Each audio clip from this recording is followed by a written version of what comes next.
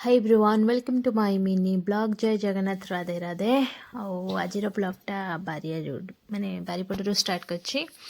मुझे आसती माछ को मोड़ी दवापाई तापर आसिक बन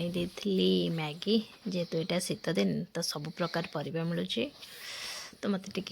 मैगी चाउमिन हल्का खायापी बेसी भल लगे खास करके शीत दिन टे बेसी भल लगे कहीं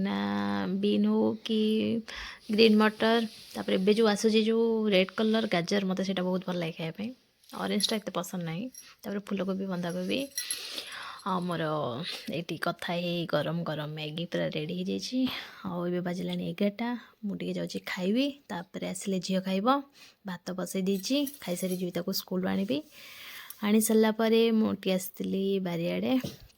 आगुरा सब आमर ए नुआ नुआ गेंडू लगी मत बहुत बढ़िया लगे आम बारीपटा सेपट से गुआ गछ मझे गेंडू ये सब नुआ एवं आठी मोर रहा आलोवेरा गछटा ये मुझे पाखापाखि होगा 2-3 वर्ष लगे कि भल ग्रोथ हो गला पाखापाखि गुड़ाए गछ अच्छे आउ गोटे कुंडे लगेगा